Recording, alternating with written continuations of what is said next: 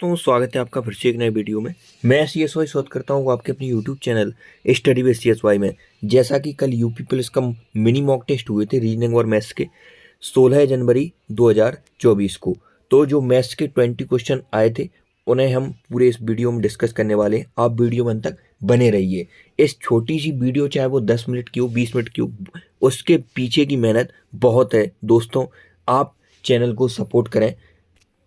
पहले क्वेश्चन की यदि बात कर लें तो पहला क्वेश्चन मेंसुरेशन से आया था।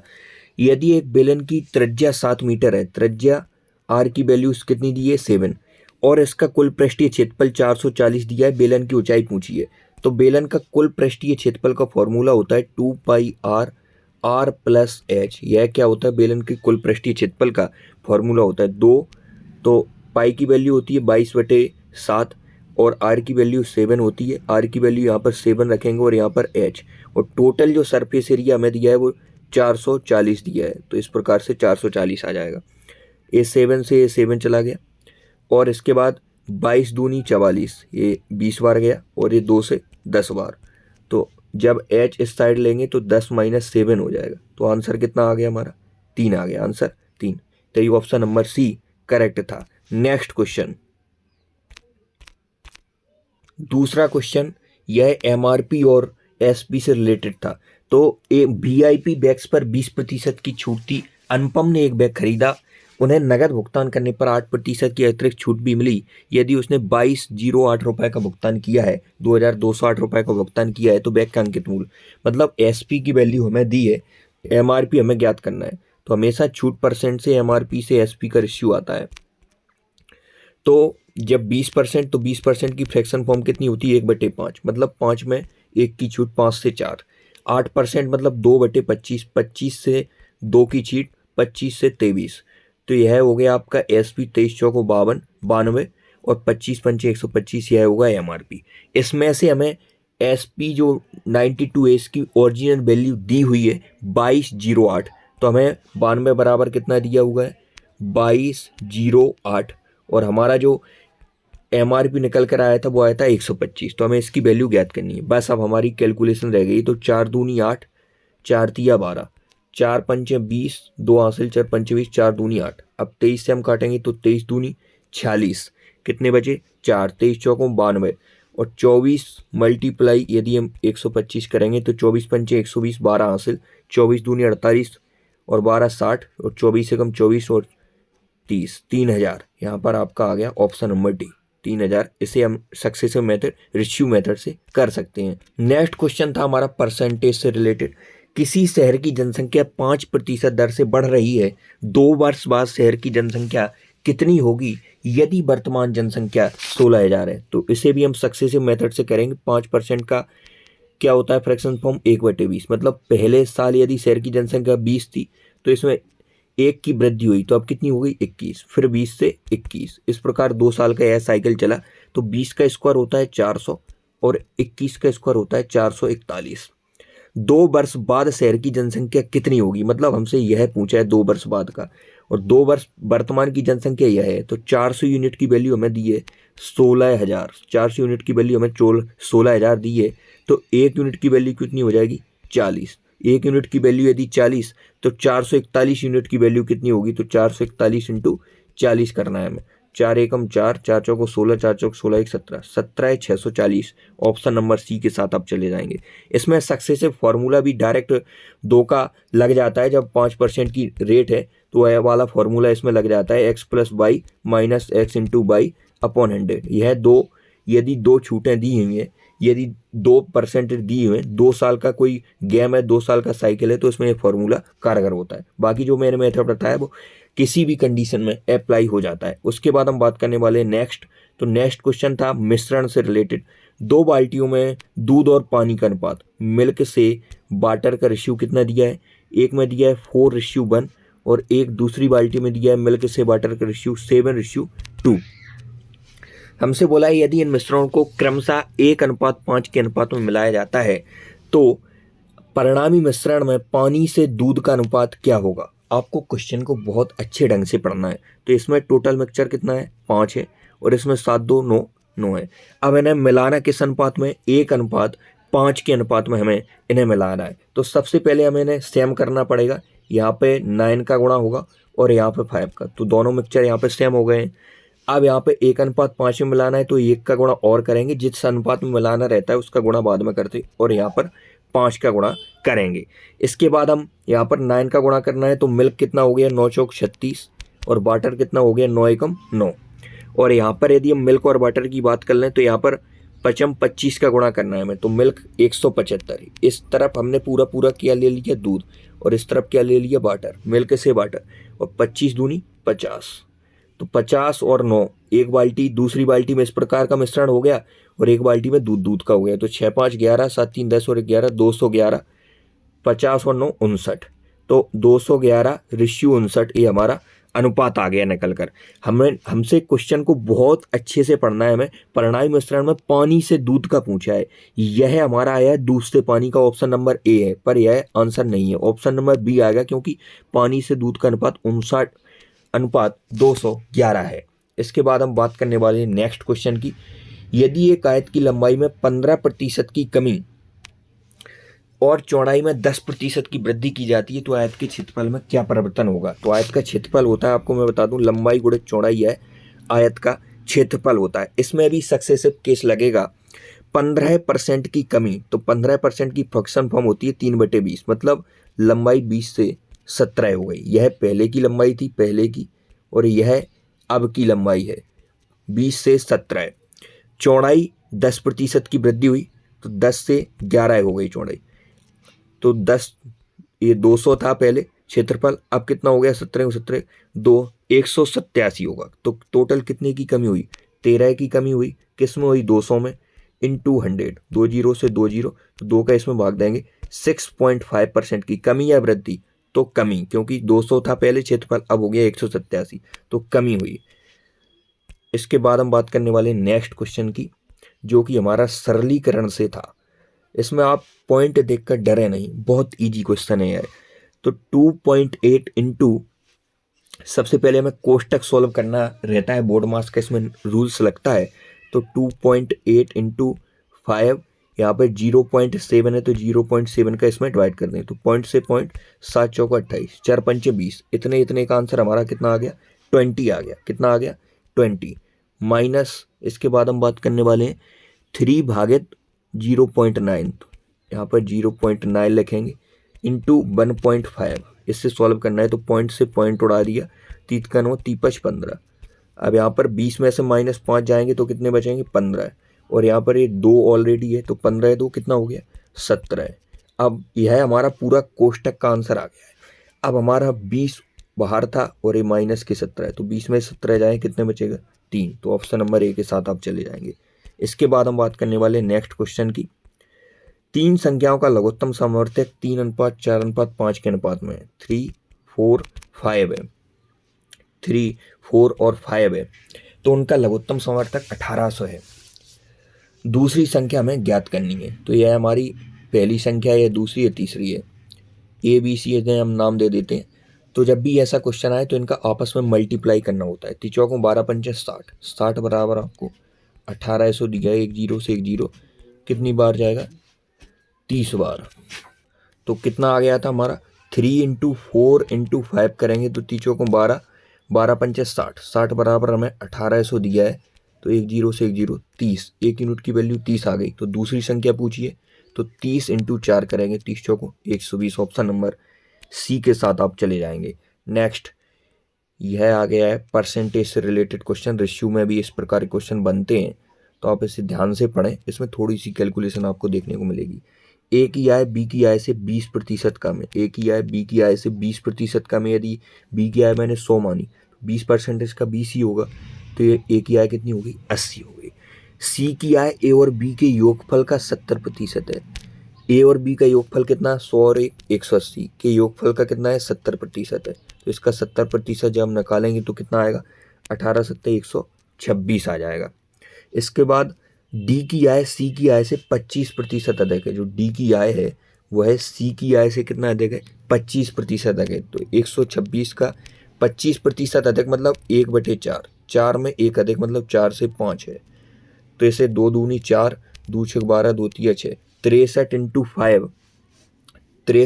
5/2, यह कैलकुलेशन आ गई। 5 तिया 15, 5 का 30 और 1, इसमें 2 का भाग देंगे तो ये डी की वैल्यू आ जाएगी। तो इसमें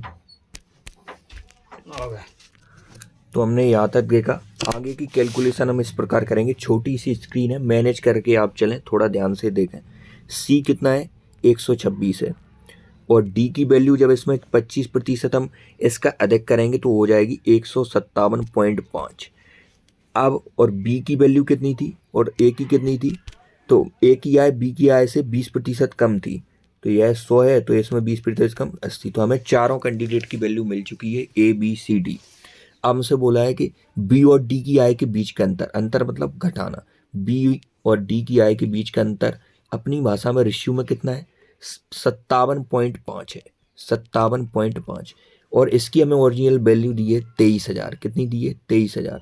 तो 57.5 बराबर 23,000, 23,000 57.5 बराबर ए की आय क्या है, तो ए की आय अपनी कितनी थी, 80 थी, क्योंकि यह ए की आय बी की आय से 20% कम थी ना। तो बस यही कैलकुलेशन आपको करनी है, आंसर की प्राप्ति हो जाएगी। अब इसे हमें करना है, तो अब 5 से 5 एकम 5, 2 हासिल, 5 पचम 25, 5 तिया 15, और यहाँ पर 16 है 85। अब 153, तो अब किससे जाएगा, अब किससे जाएगा, यहाँ पर हमें करना है। तो हमारी कैलकुलेशन क्या आ गई थी, हमारी कैलकुलेशन आ गई थी 23,000/57.5, 23,000/57.5 इंटू 80। ये क्या है, ए की वैल्यू, और इसका हमने दशमलव हटा दिया था, तो यहाँ पर 10 आ जाएगा। तो इसे हम कट करेंगे, 25 से करते हैं, 25 दूनी 50, 2 हासिल, 25 तिया 75, और ये आपको 100 दिख रहा होगा, क्योंकि इसका 100 का मल्टीप्लाई है 2 जीरो, तो 25 चौकों 100, तो 23 से एक बार जाएगा, तो 4 8 32, 32,000, ऑप्शन नंबर ए। इसके बाद नेक्स्ट क्वेश्चन, यदि किसी संख्या का 60% किसी संख्या के 20% से, तो हमने संख्या मान ली 100 है, इसका 60%, 100 ही क्यों मानते हैं हम परसेंटेज में, क्योंकि इसका जितना प्रतिशत आप निकालोगे वह उतना ही रहता है।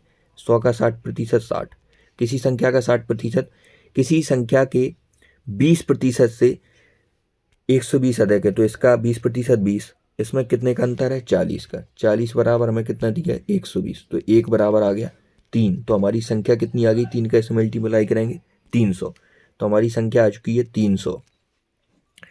तो संख्या का 28% उसी संख्या के 33 सही 1/3% से कितना कम होगा, तो उस संख्या का 28%, तो 300 का 28%, संख्या हमारी 300 आ गई ना, इसका 28%, तो 28 दिया कितना होता है, 84।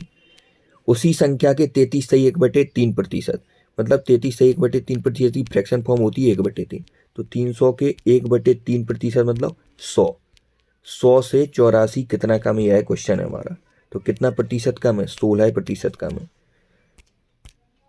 नेक्स्ट, कोई वस्तु 16% के लाभ पर बेची गई, यदि उसे 36 अधिक दाम पर बेचा गया होता तो 20% का लाभ होता।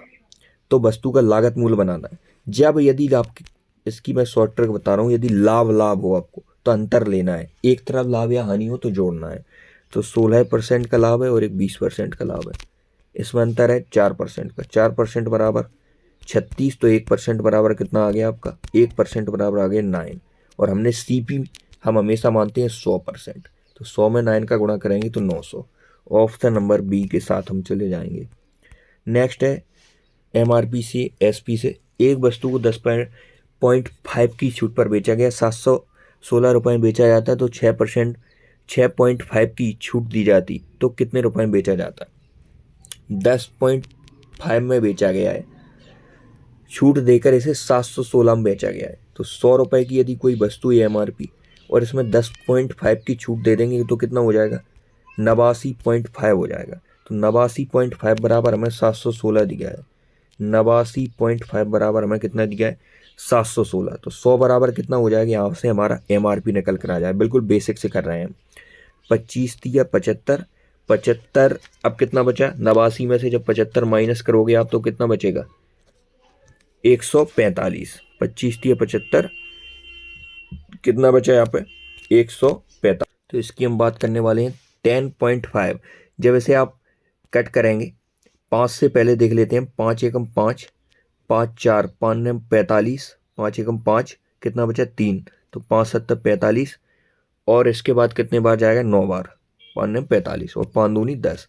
इसका आप जब ध्यान से देखेंगे 179, इसका 4 गुना है तो ये 4 बार जाएगा। तो हमारा अंकित मूल्य करके आ गया 4 दूनी 8, 800 रुपये। कितना आ गया अंकित मूल्य 800 रुपये। अब यदि इसे हम 6.5% के छूट पर बेचते हैं तो 93.5 में बेचेंगे। जब इसको हम इसमें भाग देंगे और इसका इसमें गुणा करेंगे तो हमें आंसर की प्राप्ति हो जाएगी। वो कितने में आ जाए 748 हमारा आंसर निकल कर आ जाएगा। जैसे हम यह कैलकुलेशन करेंगे तो इसके बाद हमारी क्या निकल कर आएगी, छूट निकल कर आएगी। छूट इतने % की छूट, और इसमें से हम इसे माइनस करेंगे छूट को, तब हमारा 748 विक्रय मूल्य निकल कर आएगा। इसके बाद हम बात करने वाले हैं साधारण ब्याज पर कोई राशि 6 वर्षों में कितनी हो रही है 59,200 और 10 वर्षों में कितनी हो रही है 72,000। 10 वर्षों में यह हो रही है आपकी 72,000। यदि ब्याज की दर 2% अधिक होती तो कितने वर्षों में यह राशि 76,000 हो जाती। तो इसमें हमें सबसे पहले मूलधन निकालना है, तो इसका हमें डिफरेंस लेना पड़ता है। 4 बराबर कितना आ जाएगा 72 में से जब ये जाएगा 59,200, 72,000 में से माइनस, इसमें कैलकुलेशन अच्छी खासी है। 4 के बाद इसमें कितना आ जाएगा आपका, घटाने पर आएगा इसमें, जब 72,000 में से आप 59,000 घटाएंगे तो 128,000 यह आएगा। 4 का इसमें भाग देंगे तो 4 3 12, 4 2 32, तो यह क्या आ गया 1 वर्ष का, ऐसा ही आ गया 1 वर्ष का ब्याज। आप या तो इस कंडीशन को इसमें रख के निकाल सकते हो या इसको, तो मैं इसे ले लेता हूँ, इसमें कैलकुलेशन आसान होगी। तो 10 वर्षों का कितना हो गया 32,000 हो गया। 10 वर्षों का ब्याज कितना हो गया 32,000, और 72,000 हमारा ये अमाउंट है। इसमें से 10 वर्षों का 32,000 इसमें से माइनस करेंगे तो कितना आ जाएगा 40,000। यह हमारा प्रिंसिपल आ गया, मूलधन आ गया। तो मूलधन भी है हमारे पास, समय भी है, सारी चीज़ें, तो हम दर नहीं निकाल सकते हैं क्या, तो दर निकाल सकते हैं। दर का फॉर्मूला होता है ब्याज। तो ब्याज कितना था 32,000, 32,000, क्योंकि 10 वर्ष का 3200 था 1 वर्ष का। ब्याज गुणित 100 बटे मूलधन 40,000 गुणित 100, ये हमारा रेट का फॉर्मूला होता है। यहाँ से डायरेक्ट हमारी रेट निकल कर आ जाएगी। तो 1 2 3, 1 2 3, 2 जीरो से 2 जीरो चले जाएंगे, 4 8 32, तो यहाँ से 8% आपकी रेट निकल कर आ गई। अब हमसे पूछा यदि ब्याज की दर 2% अधिक होती, तो 8% है, 2% इसमें अधिक होती तो कितना हो जाता 10%।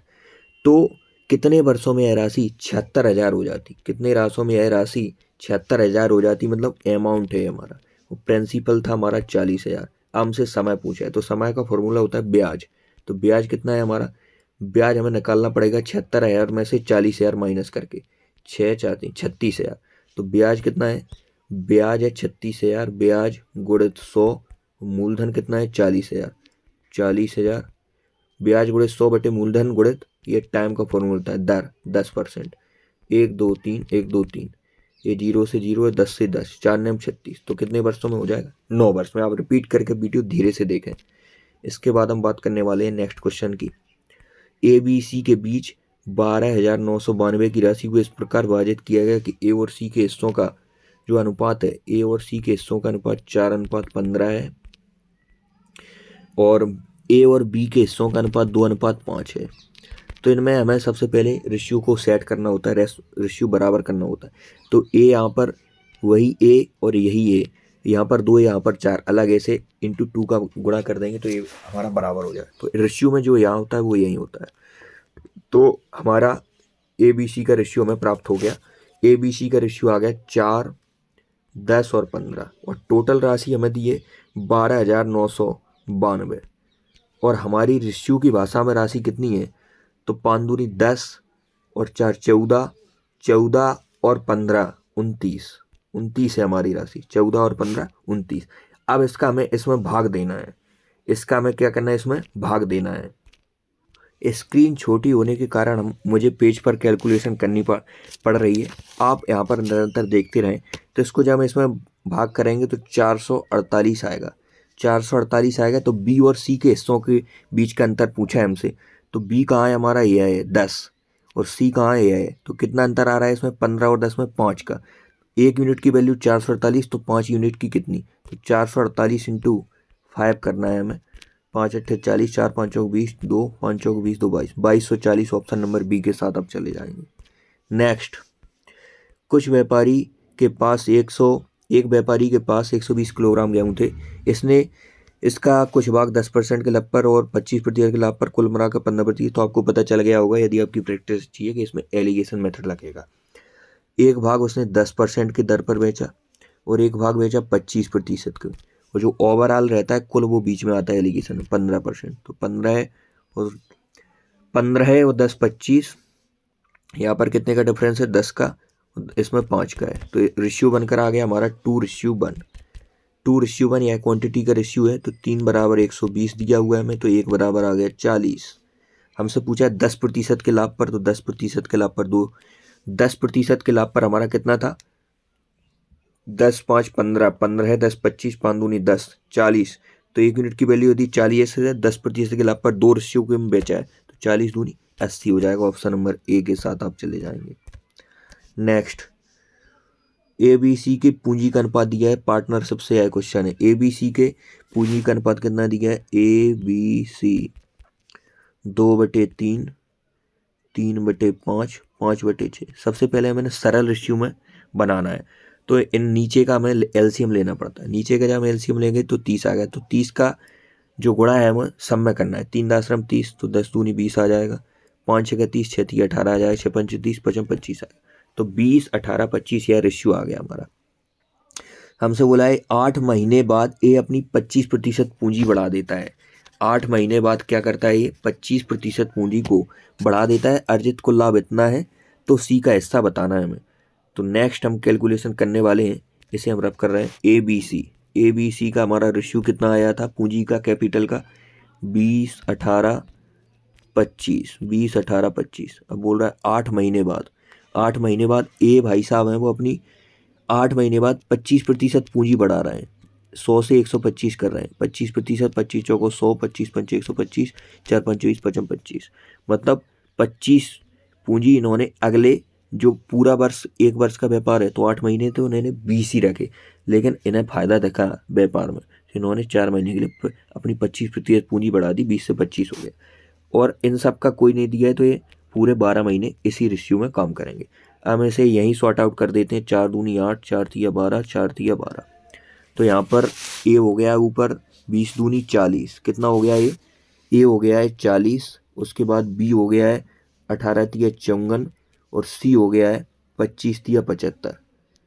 और इसमें ए 25 चौको 100 भी जुड़ेगा ए का। तो ए का रेशियो फाइनली हमारा कितना आ गया है, 140, और बी का 54 और सी का 75। तो ए बी सी का रेशियो कितना आया है, 140, 54 और 75। अब यह किसी से सॉर्ट आउट हो रहा है क्या, इसे यदि सॉर्ट आउट हो रहा है तो सॉर्ट आउट कर देंगे, जिससे हमारी कैलकुलेशन और आसान हो जाएगी। तो जहाँ तक यह किसी से कट नहीं रहा है, तो इसे डायरेक्ट हम 5820 में इन्हें जोड़कर भाग दे देंगे। उसके बाद सी का हिस्सा ज्ञात करेंगे। तो इंटू 75, जब इनको जोड़ेंगे 140 और 54 और 75 को हमें जोड़ना है। 140 54 और 75, तो 5 4 9, 7 5 12 और 4 16 और 1 1 2, 269 आएगा। तो 269 का जब हम इसमें भाग देंगे, तो 269 का इसमें भाग देना है हमें। जब यह हम पूरी कैलकुलेशन कर लेंगे, छोटी इसकी होने के कारण अब इसे कर लेना। ऑप्शन नंबर ए आपका आंसर आ जाएगा। ऑप्शन नंबर ए आपका आंसर आ जाएगा। इसके बाद हम बात करने वाले नेक्स्ट क्वेश्चन की। नेक्स्ट क्वेश्चन, इस क्वेश्चन में थोड़ी सी हमारी कैलकुलेशन मिस्टेक हो गई है। यहाँ पर हम देख लेते हैं।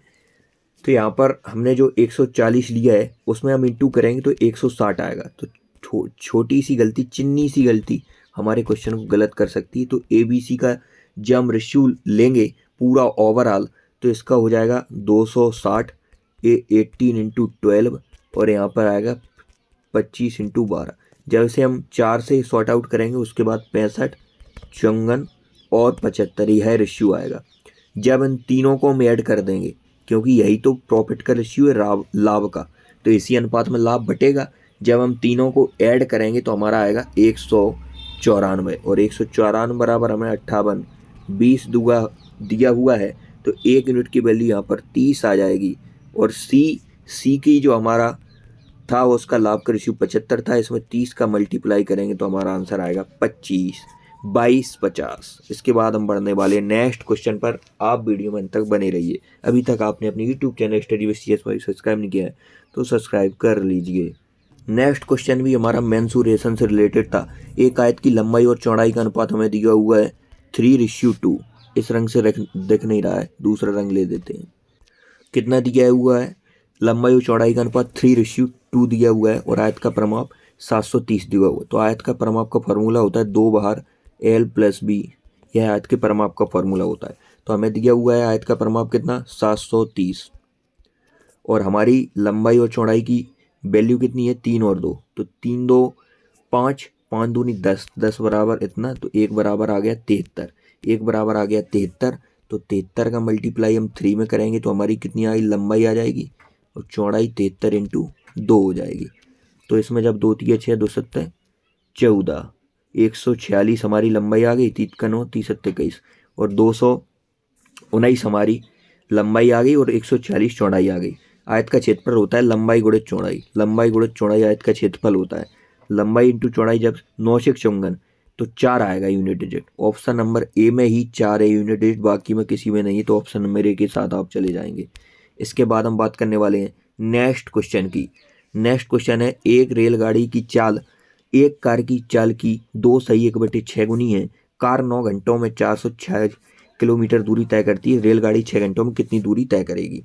तो हमें सबसे पहले 9 घंटों में कार 486, तो चाल ज्ञात करनी है कार की। तो कार की स्पीड का फॉर्मूला क्या होता है आपका? स्पीड का फॉर्मूला होता है डिस्टेंस अपॉन टाइम। तो 9 का जब इसमें भाग देंगे, 9 अपना 45, 3 9 चौक 36, तो 54 किलोमीटर प्रति घंटा है कार की स्पीड आ गई, 54 किलोमीटर प्रति घंटा। रेलगाड़ी की चाल कार की चाल का 2 सही 1/6 गुना है, तो इसका 2 सही 1/6 गुना करेंगे। 2 सही 1/6 गुना का मतलब है 6 दूनी 12, 13/6, 13/6 गुना 6 54, 13 नंबर 117। 117 क्या आ गई है? रेलगाड़ी की चाल आ गई, ट्रेन की चाल आ गई 117 किलोमीटर प्रति घंटा। रेलगाड़ी 6 घंटों में, हमारे पास स्पीड भी है रेलगाड़ी की, हमारे पास टाइम भी है। स्पीड इंटू टाइम फॉर्मूला होता है डिस्टेंस का। तो 6 7 42, 2 यूनिट डिजिट वाला है, लेकिन सभी 2 यूनिट वाले हैं तो हमें आगे गुणा करना पड़ेगा। 6 कम 6, 6 4 10 और 702 आ जाएगा। यही आपका आंसर है, option number A. Next question की ओर बढ़ जाते हैं। ABC की क्षमताओं का अनुपात दिया है एफिशिएंसी का। ABC की एफिशिएंसी का रेशियो दिया है 5:6:8। वे 120 घंटे में काम पूरा करते हैं। काम 120 घंटे टाइम दिया हुआ है। वर्क का फॉर्मूला होता है एफिशिएंसी इंटू टाइम। तो तीनों की एफिशिएंसी कितनी हो गई? वर्क हम यहाँ पर बना रहे हैं, टाइम तो हमारा आ गया, इंटू इसमें एफिशिएंसी करना है, 6 5 11 और 8 19, तो ये हमारा टोटल वर्क आ गया। अब बोला है कि कितने घंटे में बी अकेले कार्य का 40% भाग पूरा कर देगा। तो बी की एफिशिएंसी कितनी है? 6, लेकिन हमें कार्य का 40% भाग करवाना है। तो 20 दूनी 40, 20 पंच 2/5 भाग। यही कैलकुलेशन हमें करना है। 6 दूनी 20, 20 आ गया, 5 चौक 20, 4 दूनी 8 और 19 अट्ठे 152। ऑप्शन नंबर ए के साथ आप चले जाएंगे। नेक्स्ट है, ए किसी काम को 15 दिनों में, ए किसी काम को 15 दिनों में करता है, बी उसी काम को 21 दिनों में करता है। यदि वे एक साथ मिलकर काम करते हैं तो काम कितने दिनों में, वह काम कितने दिनों में पूरा होगा? तो सिंपल है, इसका एलसीएम लेंगे तो ये टोटल वर्क आ जाएगा 105, 21 पंचे 105, 15 सत्ते 105, तो 105 ये वर्क है हमारा। एफिशिएंसी का फॉर्मूला होता है वर्क अपॉन टाइम। तो वर्क है 105 और टाइम हो गया आपका 7 5 12। तो इसमें हम जब इसे सॉल्व करेंगे, 105/12 को सॉल्व करना है हमें, तो ये 3 से जा रहा है, 3 का 9 3 5 15 3 चौक 12, 35/4। ऑप्शन नंबर डी के साथ आप चले जाएंगे। नेक्स्ट है, एक दुकानदार 600 ग्राम, 750 ग्राम, 1.1 किलोग्राम, 2.3 किलोग्राम, 800 ग्राम दाल खरीदी। पैक्स का औसत वजन क्या है? तो औसत का फॉर्मूला होता है कुल योग बटे संख्या। तो 600 ग्राम है एक है आपका 750 ग्राम है। अब 1.1 किलोग्राम, यहाँ पर यूनिट का खेल है, तो यह है 1 किलोग्राम और 100 ग्राम है पूरा, 1100 ग्राम है। तो 1100 ग्राम लिखेंगे, 1100 ग्राम है। उसके बाद 2.3, तो यह 2 किलो 300 ग्राम है। और फिर 800 ग्राम है, फिर कितना है 800 ग्राम, इन्हें हमें ऐड करना है। तो जब मैंने ऐड करेंगे तो 0 का 0 रखेंगे, इन्हें मैं ऐड कर लेता हूँ।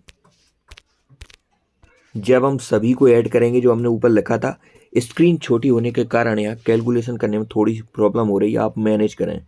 5550 यह आएगा आपका ग्राम में, 5550 ग्राम आएगा। और टोटल कितना है, 1 2 3 4 5 है, तो 5 का इसमें भाग दे देंगे तो ये 5 1 5 5 1 5 5 1 5 1110 आ जाएगा। लेकिन यह ऑप्शन आपको एक भी नहीं दिख रहा है, तो आपको लग रहा है सर तो गलत है। ऐसा नहीं है, क्योंकि इसमें हम जब 1000 का भाग देंगे तो एक आपका किलोग्राम में बदल जाती है। ग्राम में जब हम 1000 का भाग देते हैं वह किलोग्राम में बदल जाती है यूनिट। दो एक जीरो से एक जीरो और 2 जीरो ऊपर जाएंगे तो 1.11, ऑप्शन नंबर डी के साथ आप चले जाएंगे। नेक्स्ट है, तो यहाँ पर 20 क्वेश्चन हो गए हैं। कैसा लगा आपको वीडियो? थोड़ा सा पहला वीडियो था, मैनेज करना पड़ेगा। यदि आपका इस पर प्यार अच्छा रहता है तो हम निरंतर इस सीरीज को कंटिन्यू करेंगे। यदि वही 10 20 30 व्यू लाइक वगैरह कुछ नहीं करोगे, आप सब्सक्राइब नहीं करोगे, तो वीडियो आपको आज के बाद कभी नहीं मिलेगा। यह हमारा लास्ट वीडियो होगा। आज की वीडियो तक ही मिलते हैं नेक्स्ट वीडियो में, तब तक के लिए जय हिंद।